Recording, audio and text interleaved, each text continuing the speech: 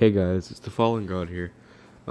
Today I'm going to be starting a new series that I like to call Tater Talks. It's a friend of mine named Halting Sphinx recommended me to make this kind of video, just to voice my opinion and talk about things of interest to me. Today we'll be talking about something that I think a lot of people have maybe become interested in before, and that's the difference between game genres. And I'm going to explain why I personally enjoy certain games and why certain games are different, and how the differences can actually make games more fun or less fun. So let's get into it. So, in order to do something like this, where we can sort of talk about each genre itself and decide it on its own merits, one of the most important things about this, right, is to determine what the genres actually themselves are. So, the thing about like game genres is every game in itself is unique, just like every movie itself is unique. They all fit into different things. They're all their own thing, but they all have certain similarities. For example, and we'll give a very famous category: shooters, right? If you're playing a shooting game, you're typically playing a game that revolves around gun-style gameplay in a team-based mode. Although it does not have to be team-based, the majority of shooters are at a competitive level team-based. They're revolved around teamwork, and they also revolve around gun skill in itself and decision-making. These obviously are also these obviously right, have other aspects to them. I'm just saying what would make them some of the most important aspects, some of the biggest deciding factors of the game. And then you have something like fighting games, which is my particular favorite style of game, tied with RPGs.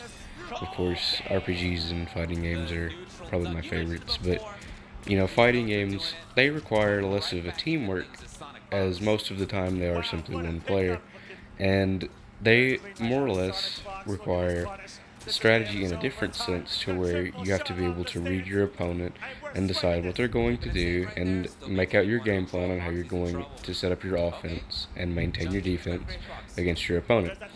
These, of course, are called reads, or you can be reactions, and I think that is a good way to make a distinction between two of the biggest genres, but there are many different things that go into this, and I'll explain them.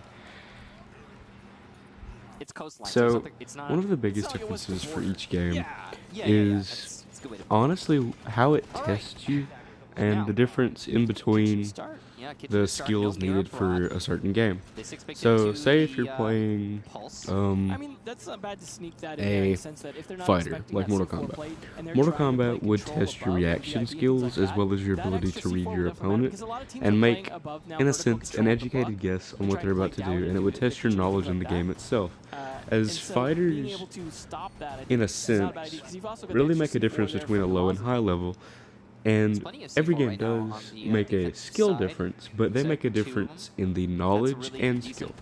The way that they do this is every character that you pick has a separate and different matchup with every other character on the roster. This is, of course, made even more different by by the way that you play, by the combos that you use, and by the way that you yourself decide to play the game.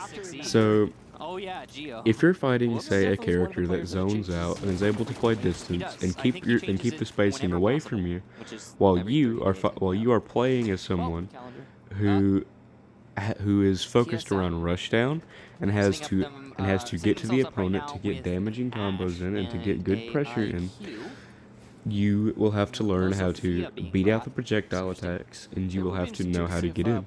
That's not to say that characters can't be countered. That's not to say that a zoning character counters a rushdown or rushdown counters a zoner. That's to say that you have to know how to beat it. So, in most scenarios, in fighting games, and one of the things that are actually a detriment to fighting games is on a paper level, there is a weakness to certain characters and a strength to certain characters in certain matchups. Like, say, we mentioned the zoning and the versus the rushdown earlier. If you're playing zoning versus rushdown, zoning should be able to win that in the majority of the time. And the reason for that is because a rushdown character has to get in close. If he can't get in close, he can't do anything. Whereas a spacing character just has to keep the range and keep whittling down their opponent with projectile-based attacks. Now, say that, and there's the reason why a matchup can be one-sided and why fighting games can, on paper, have some balancing issues. But once you realize how, like, a rushdown character can get in on someone and get to someone with their pressure in many different ways, because let's say a zoning character or a projectile-based character is keeping you at bay as a rushdown.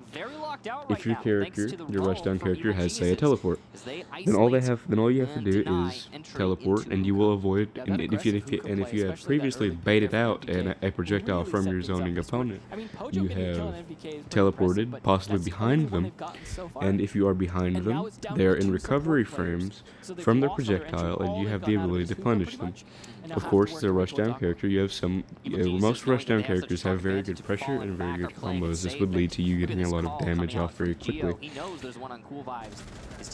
And but I've gotten too much into fighting games, and I think that exemplifies a sense about how fighting games work. But of course, if we were talking about shooters, they actually require something different in the way that your team works, because say if you're playing Siege or Call of Duty, right, you have a team that you have to work with to win the game. In order to do this, you would, instead of having to know each character and each matchup, even if there are specialists or operators, it's not actually about their matchups against other characters. It's about their synergy with their teammates and how they can work together. Now, say if you have an Ash and a Thermite, you wouldn't really most of the time need them together, because one is a soft breacher, one is a hard breacher. They can each do their own thing. But if you say have a Thatcher and the Thermite, what you can do with a Thatcher and a Thermite is it makes it easier to break through hard walls and make breaching easier. And that puts more pressure on the defending team to actually watch it and possibly do things like bandit trick to actually beat out the attacking team, which is one of the things that makes shooters interesting, is they have to have strategies in themselves to learn how to beat it. And that is why most people don't understand about shooters, is because most people can become very good at shooting games because they can have very good aiming ability. But past that aiming ability, if they're not able to coordinate, then they cannot compete at a high level, simply because they are not able to create strategies, and they will always be worked around by their opponent. Of course, when this happens, most people will actually learn how to play at a higher level and how to work with their team better. And this obviously, with time, makes the game last longer and makes people learn the game more, which is always a good thing.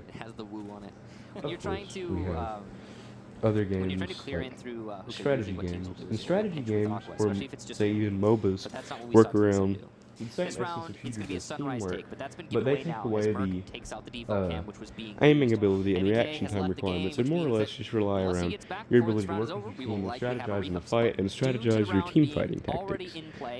So that is, and once you are working together, then that's how you actually win a strategy game.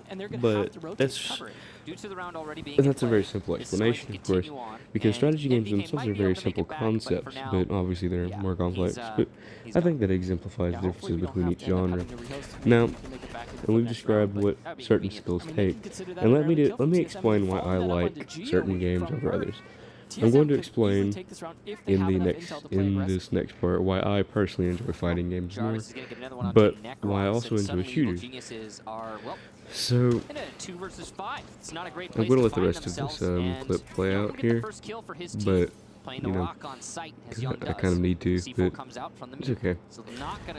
Just to give I'm going to make a different clip, but and then I'll explain it in that clip. But the thing about like fighting games is to give you a hint about it and make you maybe understand it. Fighting games are a game that I like more, and it's because of certain requirements.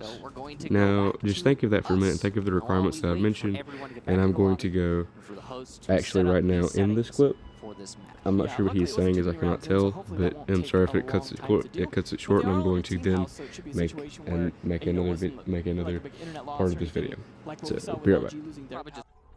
Okay, so first off, I should tell you why I'm answering the question of why do I like fighting games more. It's because the whole point of this Tater Talk is to describe the differences between them and explain why each one is why I think one is superior. But of course, it's always down to opinion, and you may think completely differently, and that is completely fine. I'm always someone who is appreciative of intellectual discussion, and I'm always happy to speak of things like that and explain and hear others' opinions, because I'm always interested in those kinds of things.